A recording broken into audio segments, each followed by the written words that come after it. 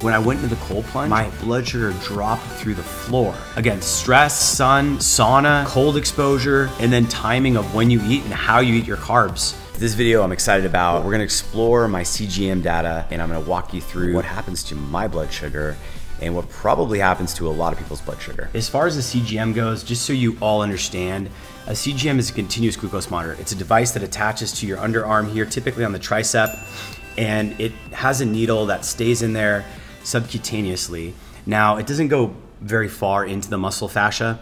It usually just kind of like sits right below the skin level there. But what's cool is it'll have an RF chip and you can scan your phone and you can actually get readings of what your blood sugar levels look like every 15 to 30 minutes on the device. You can get very accurate data in real time about your blood sugar. When I do my labs every 6 months, I pull my blood sugar, but that's a one snapshot. It has nothing to do necessarily with how my actual blood work is. So the CGM that I got was a NutriSense, and it is expensive. It's probably $375, $350 a month to wear this device. So, and insurance doesn't really work with them. They don't really work directly with insurance from what I understood. So it's really just a matter of getting used to using it. The general thing that I wanted to learn was, okay, what's my fasted blood sugar? What does it look like typically throughout the night when I'm sleeping?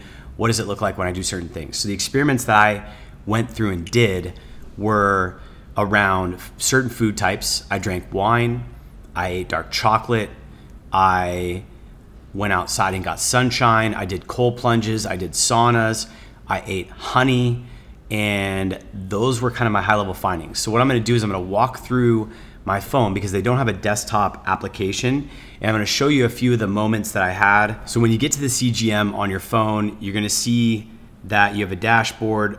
A lot of times it shows the activity page here. So this is really a snapshot of the data. So beginning of Thursday, you sleep with the device on all night. So you can kind of see here while I'm asleep, blood sugar at midnight, going to bed, sleeping throughout the night, drops down into the 80s. And then, you know, mid sleep, like deep sleep, at 4 in the morning, 5 in the morning, it's in the high 70s. And then what you see is it starts to elevate as I sort of get cortisol a bit and wake me up. And then in the morning, even through a carnivore breakfast where I had it around 9:45, 10 a.m., it stayed very, very moderate. It never went over like 90. Once I started getting out, moving, adding stress to my experience and physically like exerting myself, I think I was actually going to the airport at this time and starting to travel, it elevated and it went up into the 115 range. And then it dropped back down into like the 70s, 80s and 70s. It kind of hovered there for a while. And then I had a meal at around 5 and there were some carbohydrates because I was traveling. So there was a little bit less strictness in my meal and there were some sauces and other things there, some sugar in the meal. And then what you see is at 9 o'clock at night, I think I probably had a glass of wine and my blood sugar went up to like 100 and it went up a little bit more. So you can see it elevated to 110 at its peak around 1 a.m. And that's about when we all went to bed. And then it dropped down, but it stayed relatively high. And this is an exact experiment where you're gonna see blood sugar gets directly affected by consuming alcohol, but more importantly, red wine. So red wine, this was organic. I've been very specific about my wine, but this one was organic. And you can see here, it dipped for a bit around 1 a.m. That's about, I think, when I went to bed. I was with my brothers, my mother, and we were all talking, and my cousins. But what you notice here is the pattern is very different from what I saw the night before when I didn't have any wine. At 4 a.m. had blood sugar well over 110, and it was staying there for, you know, nearly 45 minutes to an hour from 4 to 5 a.m., 5:15. It was pretty much up in the 100, 120 range, and I thought that was super fascinating. It's one of the only experiments I did while wearing the CGM where I drank a lot of wine. I drank probably 3 or 4 glasses throughout the evening going to bed. And I drank some water, but I didn't, you know, really allow my body to reset before I crashed. So that was a very interesting experiment. So here's a day where it's a typical day and I'm actually in my routine for the most part. So this was the following Wednesday, the 12th, when I'd been back in Seattle or back in Austin. I'd been kind of on my routine. And you'll see here, I wake, as I'm sleeping, My blood sugar is kind of in the low 70s all through when I'm sleeping, and then it's in the low, or I'm sorry, not low 70s, the mid to upper 70s, and then it's in the low 80s. And then through 4 a.m., 5 a.m., it's in the mid to upper 70s. 6:45, 7 a.m., it goes up a little bit into like the upper 80s around 8:15 when I'm waking up, which is very common. Throughout the month, I noticed that my blood sugar would elevate as I was waking up in the morning. And then around 10 o'clock, I have a carnivore meal with no carbs, just fat, beef trimmings, beef fat, eggs, and grass-fed beef for the most part is probably what I was doing there. And it doesn't do anything. It just stays very level, 82, 83, all throughout the breakfast and morning hours while I'm working. And then at 12 noon, I had a meeting. And the meeting was a meeting with about 10 different business partners. And you can see my blood sugar actually elevated a bit at 12 noon. And then after my meeting, which is about 45 minutes to an hour, it leveled off a little bit. And then I went outside into the sun and my blood sugar elevated. So the sun actually vasodilates, it creates vitamin D production in your body. I noticed consistently whenever I went out in the sun, I would get elevated levels of blood sugar on my CGM. So I thought that was very fascinating to see that data, because obviously we know sun is good for you. And I think these spikes, not spikes, but these slopes of elevated blood sugar aren't necessarily something to be feared of. But if they're prolonged, if they're elevated and you're not getting back down into that low 80s, high 70s level, mid 80s, you're probably at a point where you need to kind of think about your metabolic health and are you dysfunctional. So that was kind of the situation with sun. Consistently notice when I go in the sun, it'll go over 100, it'll go into like 110, 115 range from time to time. And then you see here, I did a carb load and workout around 4 o'clock. Usually leg day is like an hour workout for me, and I'll do like 3 teaspoons of honey, which is a tablespoon of honey, and that's around 15 to 20 carbs of honey. And you can see that combination with me working out the legs really boosted my blood sugar. I went up to 124, 129, and then it kind of went back down, which is very common when I'm creating the insulin response and then insulin's coming in, I'm not consuming carbs consistently. It's re-leveling, if you will. And then I had a meal, a carnivore meal at dinner with a few carbs. And then what also I noticed is I saunaed. So when I saunaed, you'll see that my blood sugar would consistently go up over 100. And so there's definitely something there with getting heat exposure, getting exposed to the sun, where blood sugar will elevate a bit. And maybe there's that signaling in the body that it's like, hey, we're outside, or we're getting some sort of heat response here, and we need to be able to have blood sugar available to activate muscles and move the body. But the saunaing, I absolutely noticed that it would elevate my blood sugar as well. And then get this, I have a cold plunge, as you know, and when I would cold plunge, because my routine normally is I'll have dinner, let the food digest, settle for like 20, 30 minutes, jump in the sauna. This is all post-workout. And then I will take a shower, clean off, and then jump into my cold plunge. When I went into the cold plunge, my blood sugar dropped through the floor. It was down into the 50s. And then it would come back up, but you would see it go down to the 50s and then stay in like the 60s. The lowest it would ever get was from cold exposure, which was pretty amazing to think about. If you're someone who's maybe pre-diabetic, you're dealing with blood sugar issues, and it's always elevated, and you're dealing with that situation, it could be very valuable to actually look into cold exposure to help reset that or help kind of trigger changes in that physiology.